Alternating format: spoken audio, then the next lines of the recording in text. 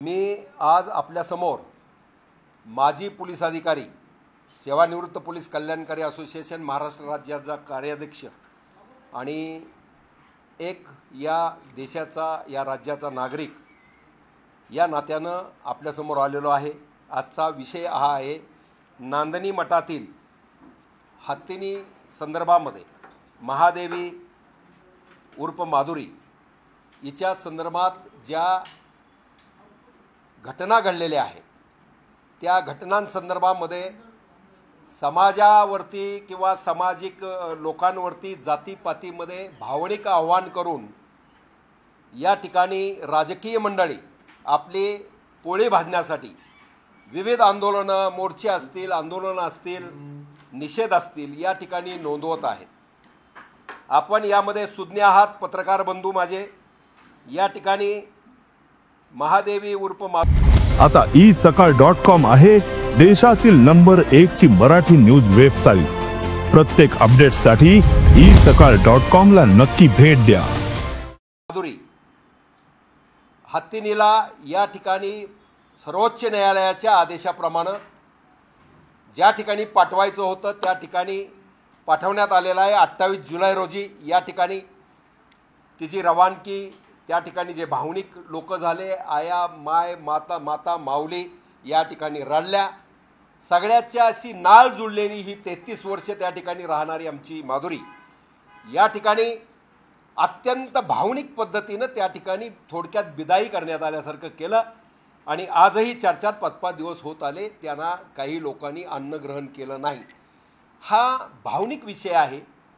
जलकट्टू तामिळनाडूप्रमाणे या ठिकाणी आपल्या ज्या संस्कृती आहेत आपलं जे पारंपरिक रीतिरिवाजानं जे काय काम चाललेलं आहे आज 1300 वर्षापासून या जैन समाजाच्या मठामध्ये विविध प्रकारे हत्तींचं त्या ठिकाणी पालनपोषण केले जातं। हे आमचे चेतन कोठारी म्हणून जैन समाजाचे आमचे बार्शीचे नेते आहेत।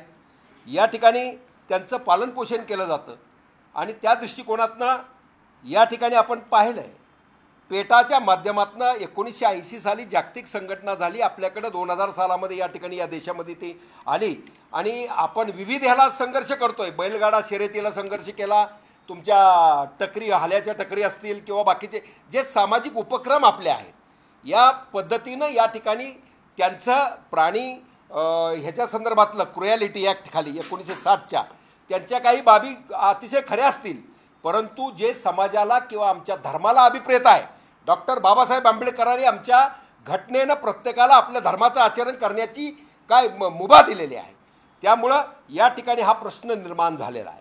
वास्तविक पाहता या ठिकाणी 3 वर्षाची असताना वगैरे सगळं तुमच्या ह्याच्या माध्यमातून आहे विविध पत्र।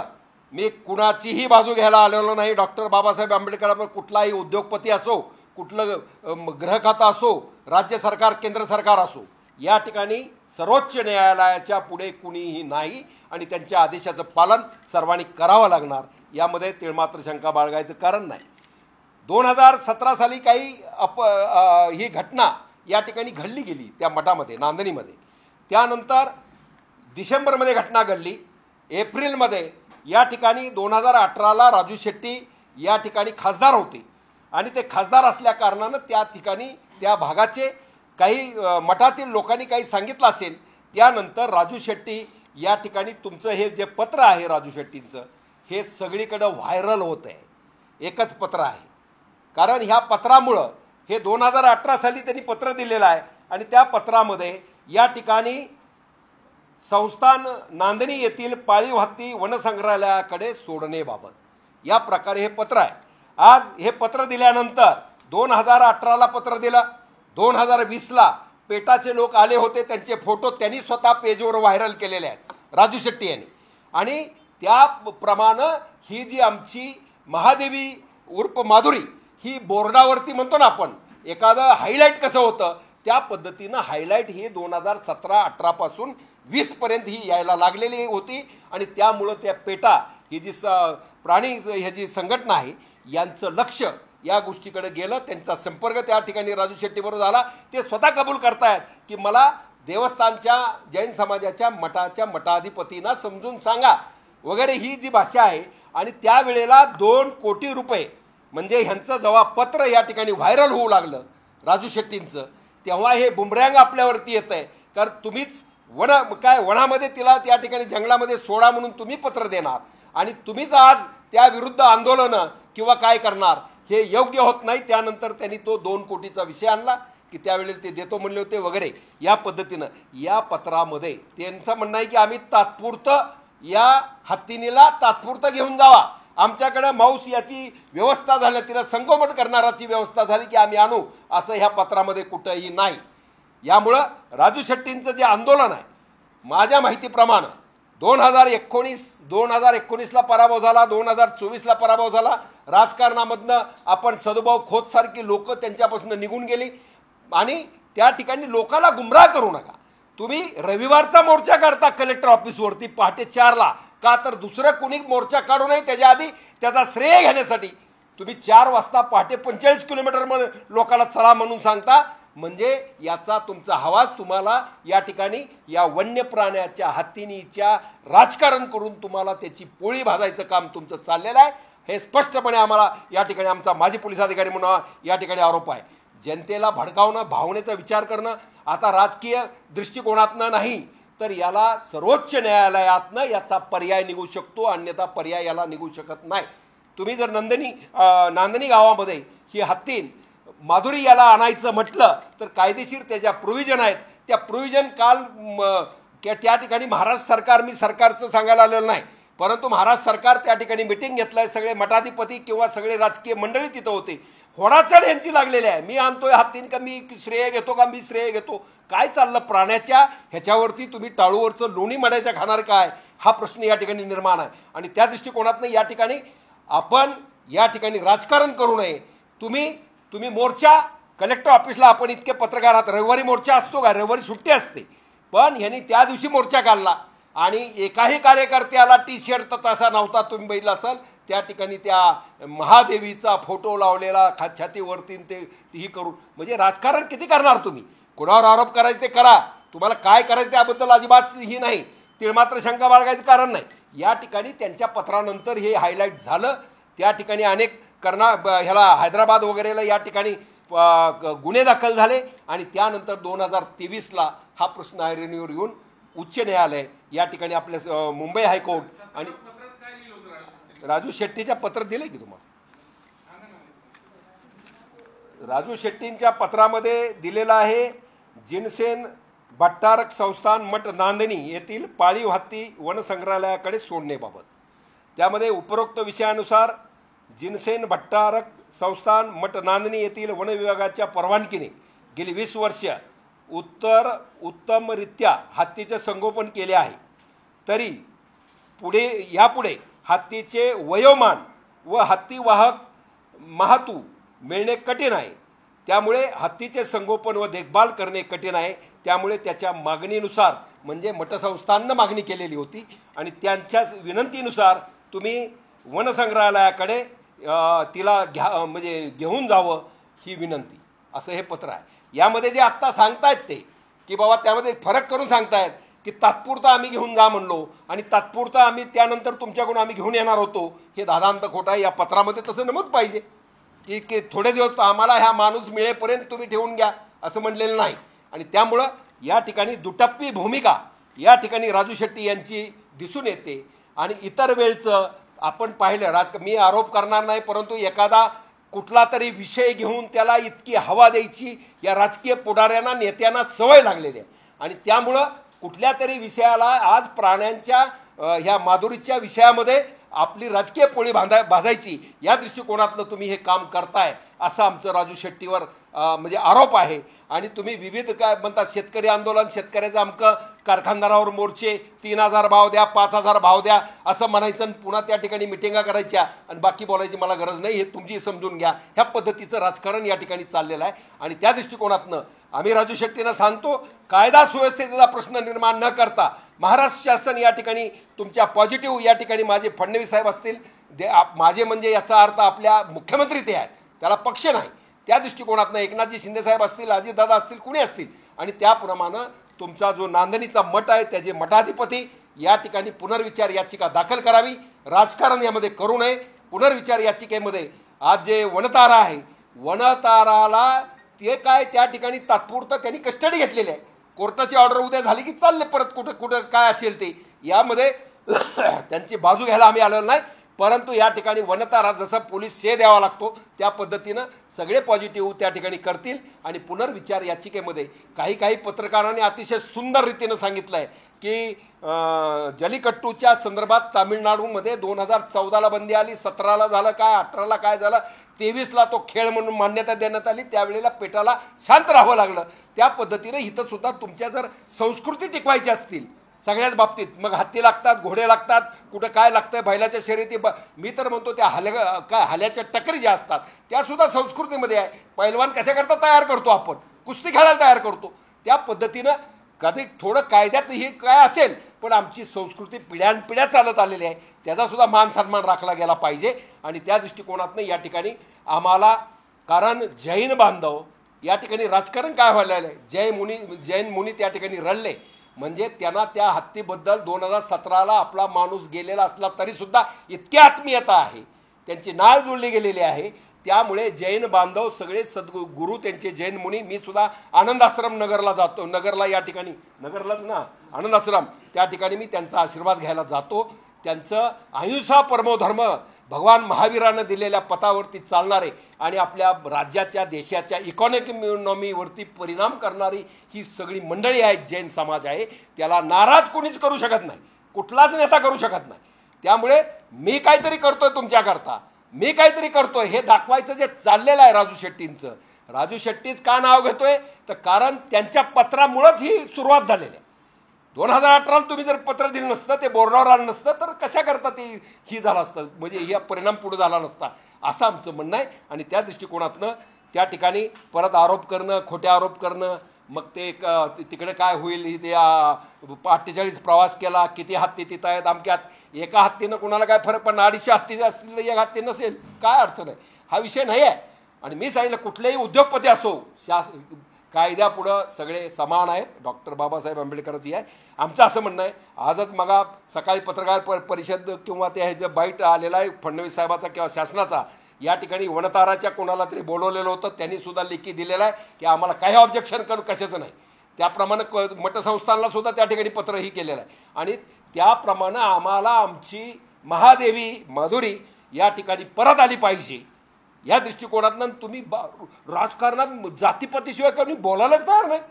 हा लिंगायताचा मठ आहे, तो काय धनगराचा मठ आहे, तो ह्यांचा जैन समाजाचा मठ आहे, कुठंतरी खाली आम्ही सगळ्या आमच्या आस्था सगळ्या एकमेकात जुळलेल्या आहेत, आम्ही गावागावामध्ये एक आहोत. पण कुणीही आत्ता काय झालं विषांतर होईल त्यामध्ये की आमचं जातीशिवाय बोलत नाही, कोणाला मारलं तर मग ते आमक्या जातीच्या ह्याला मारला त्याला मारला, हा विषय नाही. आम्ही सदरक्षण आहे, खलनिग्रहण आहे, सज्जनाचं रक्षण दुर्जनाचा विनाश, या पद्धतीनं मी आपल्या पुढे एक माजी पोलीस अधिकारी म्हणून आलो. आणि मला जे वाटलं की समाजामध्ये जे हे पसरवलं जातं आहे, हिथं बंद ठेवलं जा, मोर्चा काढ, अमुक कर, हे वेटेला न धरता यामध्ये कायदेशीर मार्ग काढून, कायद्यात बदल करून, अमेंडमेंट करून राज्य सरकार, केंद्र सरकार, जर तुमचं त्या कर्नाटक आणि आंध्र आणि महाराष्ट्र इथं बॉर्डरवरती हत्ती पिसाळलेले, केरळमध्ये ते काय धिंगाणा घालतायत, गावात घुसतायत, अमकं होतं आहे, त्यांचं पुनर्वसन करायचं असेल, तुमचं काय ते वनतारा द्या सोडून त्या ठिकाणी दुसरं एखादं काहीतरी अभयारण्य चालू करा. त्या ठिकाणी त्यांच्या अजून सामाजिक संस्था असतील किंवा वनतारावाले असतील त्यांची मदत घ्या. त्या ठिकाणी एखादं हे निर्माण करा जंगल की त्या ठिकाणी त्यांचं संगोपन केलं जाईल. आणि कुठल्याही परिस्थितीमध्ये आमची माधुरी परत आली पाहिजे या दृष्टिकोनातनं पॉझिटिव्ह आम्ही थिंकिंग करतो. आणि शेवटी राजू शेट्टी किंवा त्यांच्यासारखे विचार करणाऱ्या राजकारण्याला आम्ही या ठिकाणी काय म्हणतात त्याला इशारा देतो की तुम्ही जर असंच जर समाजाला, आमच्या जनतेला भडकवायचा प्रयत्न केला तर तुम्हाला महाराष्ट्रामध्ये आम्ही फिरू देणार नाही. एक माजी पोलीस अधिकारी या नात्यानं आम्ही सांगतो, कारण आम्ही आयुष्य आमचं 34 वर्षे त्यासाठी वेचलेलं आहे. आणि त्या दृष्टिकोनातनं या ठिकाणी तुमच्या समोर आम्ही भावना आमच्या मांडायला आलेलो आहोत.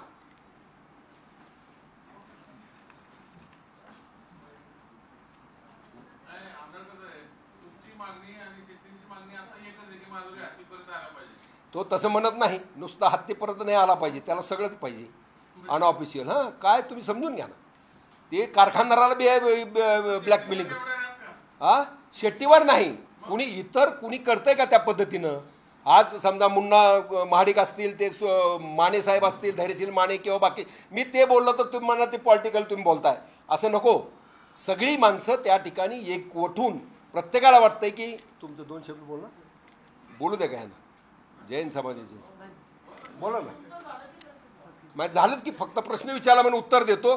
त्यांच्या भावना किंवा ध्येय धोरणं वेगळी आहेत आणि आम्हाला प्रांजळपणे असं वाटतं की यामध्ये राजकारण न येऊ देता जनसामान्य जनभावनेचा आदर करून कायद्यामध्ये अमेंडमेंट करून याचा मार्ग काढला पाहिजे, एवढंच या ठिकाणी सांगायचं.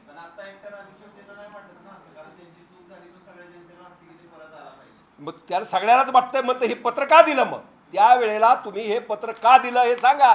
तुम्हाला 2 कोटी काय तुम्हाला देतो म्हणला होता का त्या मठाला देतो म्हणला होता? तो कोण पेटाचं कशाबद्दल आणायचीच आहे ना, सगळ्यांचीच आहे. सतेज पाटील असतील, सगळीच मंडळी या ठिकाणी. श्रीकांत मी जर ते बोललो ना, बाकीचं नावं घेतली तर ते पक्षाकडे जाईल. मी माझी पोलीस अधिकारी म्हणून तुम्हाला कुणाला हा आहेत ना धैर्यशील. नाही नाही, मग जनसामान्याच्या भावनेचा आदर न जनसामान्यापुढे तुम्ही काहीच कायदा काहीच करू शकत नाही. कसे झाले सांगा ना, कसे झाले? नाही तेच सांगतोय ना मी. प्रत्येक जण त्या नाही, मला एकच म्हणायचं आहे, जी सुरुवात झालेली आहे हत्तीनीला घेऊन जाण्याची, पेटानं तक्रार करण्याची आणि त्या पेटाबरोबर त्यांची मिटिंग करण्याची, ही राजू शेट्टीची आहे. आणि तेव्हापासूनच ही आमची माधुरी ही बोर्डावर आलेली आहे. हे बोर्ड म्हणजे तुम्हाला समजलंय. मला ते त्याच्यावर ज्याला हवा म्हणतो ती हवा दिली गेलेली आहे. तेव्हापासून पेटाचं लक्ष त्याच्याकडे गेलेलं आहे आणि तिथून त्याला सुरुवात झाली. हा जाणार 100%. का जाणार नाही? माझे काय म्हणतात तिथं पोलीस संघटन आमचं 2000चं आहे, रिटायर्डवाल्यांचं. महेश सावंत आपल्याकडे होते, फत्तेसिंग पाटील होते, मदन चव्हाण वारले आता ते होते. आंधळकर नाव तिकडे आहे मोदी बागमध्ये, आम्ही आंधळकरच आहोत. त्यामुळे गणपतराव आंधळकर आम्हाला काय अडचण नाही, आम्ही जाणारच ना. नाही त्यांचा उद्देश वेगळा आहे, त्या उद्देशाला आम्ही फॉर नसणार, आम्ही जनतेमध्ये असणार. काय आता बघा ना, तुम्ही समजलं नाही का? तुम्ही आता एवढे पत्रकार आहात.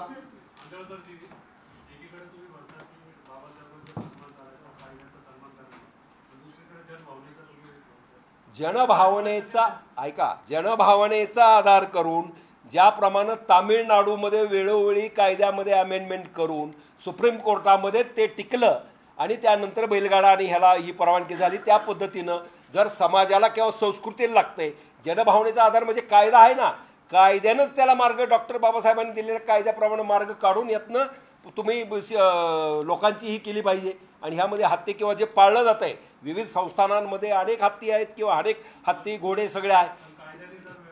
नाही, कायद्याने वेगळा निर्णय तो मान्यच करावा लागेल. हा विषय कुठे?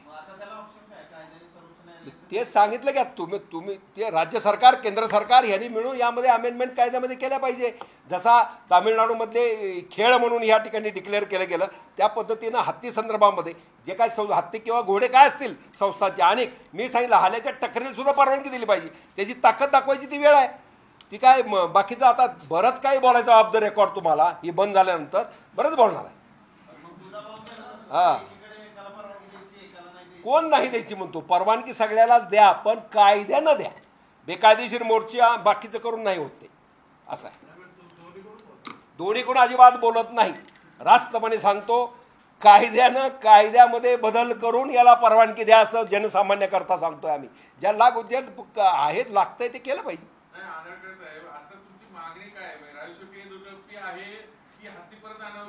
राजू शेट्टी दुटप्पे आहेत. त्यांनी राजकारण न करता या ठिकाणी शासन मठ आणि काय असतील ते वनतारा किंवा बाकी कोण त्या ठिकाणी सर्वोच्च न्यायालयामध्ये या ठिकाणी मदत करावी, आक्रोश करून प्रश्न निर्माण करू नये आणि हत्ती आमचा परत आला पाहिजे, हत्तीनं आमची परत आली पाहिजे, हीच आमची भावना आहे. मग त्यात कायद्यात काय बदल करायचा तो करा. कुणी शेट्टीचा प्रश्न नाही, शेट्टीच्या पत्रावरूनच हत्ती गेला, तो काय प्रश्न आहे? हे का दिले सांगा ना. बाकी आणि तुम्हाला काय झालं, मी लय पत्र आणणार होतो, तुम्ही ते कोण ते काय हिंदुस्थानचा काय तो त्याच्याबद्दल काय काय चाललंय ते म्हणलं तुम्ही ते म्हणणार, पण ते आता व्हायरल सगळ्या पेपरवर आहे. बोला एकच मिनिट. मी चेतन कोठारी बार्शी. जैन समाजाचे. मी चेतन कोठारी बार्शी. हां, मी चेतन कोठारी बार्शी. मी जैन संघटनेच्या वतीने शासनाला अशी विनंती करतो की कायद्याच्या चौकटीत राहून आमचा हत्ती आम्हाला परत आणावा अशी मी शासनाला आपल्या सर्व पत्रकार बांधवांमार्फत विनंती करतो. तुमचा शेट्टीच्या नेतृत्वावर विश्वास नाही काय? कुणाचं मला म्हणताय का? नाही, त्यांना त्यांचा काय संबंध आहे? त्याचं काय नेतृत्व, शेतकरी नेता, त्याचा काय संबंध? शेट्टी साहेब हे शेतकरी नेते आहेत. जैन समाजाचं काय म्हणतात त्याला, हा प्रश्न वेगळा, हा भावनिक आहे. हे काय त्या राजकारणात नसतात. फक्त धर्माच्या ह्याच्याखाली आम्ही ते आले होते म्हणून चला म्हणलं, तुम्ही चला, आणि त्या पद्धतीनं तुमच्या पुढे आलेले आहे. शेट्टीचं नेतृत्व कोणी स्वीकारायचं का नाही? 19ला स्वीकारलं नाही, 24ला स्वीकारलं नाही ना, आता काय कोण स्वीकारणार आहे? तो प्रश्न नाही.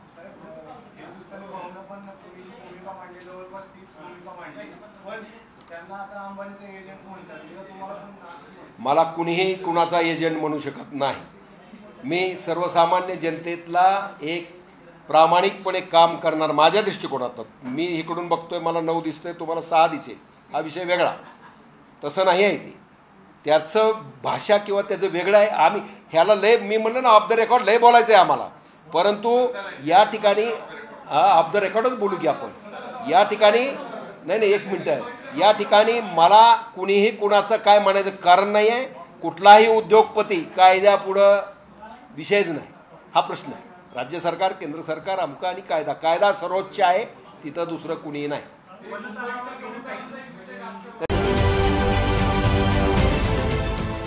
देश विदेशातील प्रत्येक घडामोडींचे लाईव्ह अपडेट मिळवण्यासाठी आता साम टीव्हीच्या सर्व सोशल मीडिया प्लॅटफॉर्मला लाईक, फॉलो आणि सबस्क्राईब करा.